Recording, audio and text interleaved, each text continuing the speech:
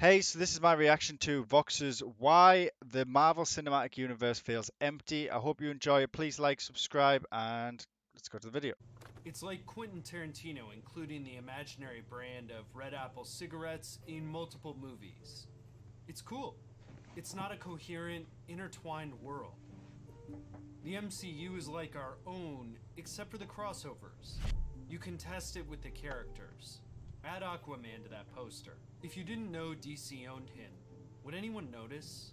The Whoa, MCU whoa, has whoa, whoa, whoa, superheroes. whoa, whoa, whoa, whoa, whoa, whoa, whoa, whoa, whoa, okay. Whoa, whoa.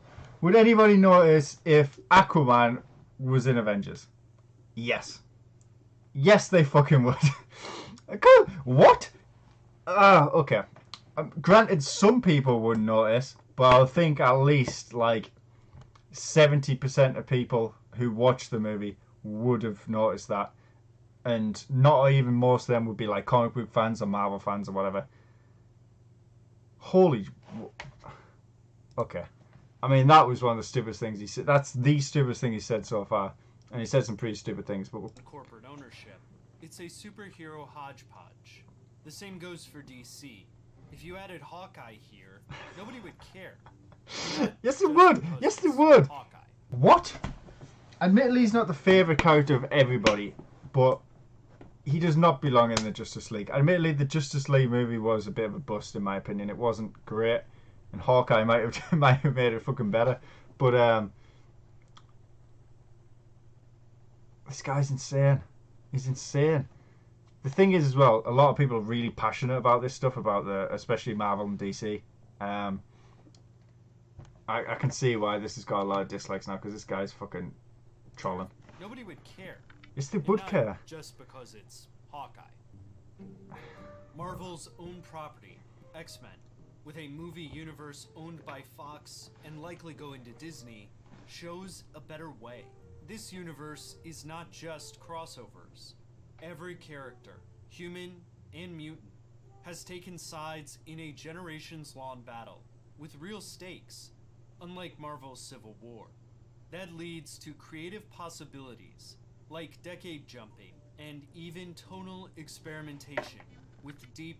Okay, so he's kind of wrong again.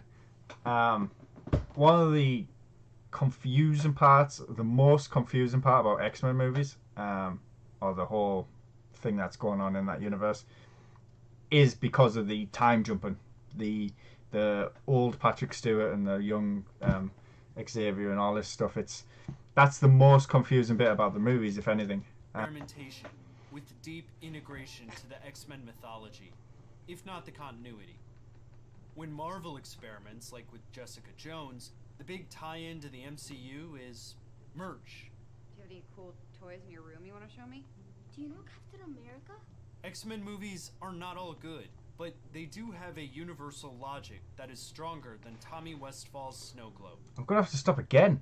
The TV shows aren't a link to the cinematic universe, but it's not like part of the cinematic universe. Jessica Jones isn't gonna show up in Avengers 4. So, what's his point again? And this globe thing, I don't even understand what the fuck he's on about with this globe. Okay. Here's another task.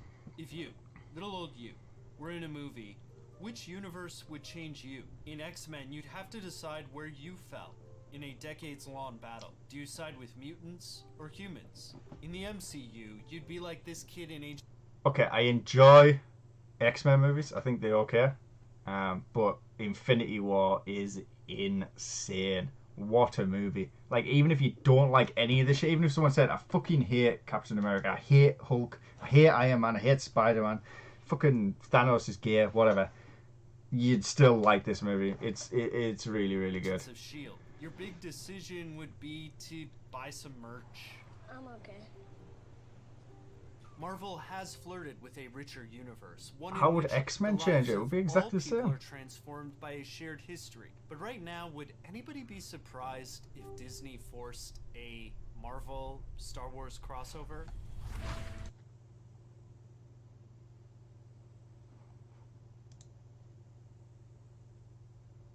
What? Marvel and Star Wars crossover. You might as well just chucked in fucking Bambi and fucking Frozen stuff as well. Why not? And fucking Lion King. What? It makes no sense. Of course they're not going to do that. It's got nothing to do with it. It's not even got anything to do with Marvel. Can make the right choice. In the late 80s, the Marvel comic Damage Control toyed with the consequences of superhero life on the world at large. That made its cameo in Spider-Man Homecoming a thrilling indicator of where the MCU could go. It was a world that anybody could imagine themselves in.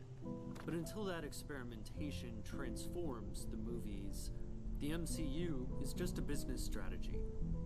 The universe is still in development. It does make a lot of strategic. It is a business. At the end of the day, it is a business. It costs a lot of money to make, so they need to make a lot of money. And I know a lot of the time, especially with companies, they change what the directors want, the director's vision, and I get that he's on about that there. However, I don't know. It's good. It's good as it is. It's doing well, and yeah. What is this?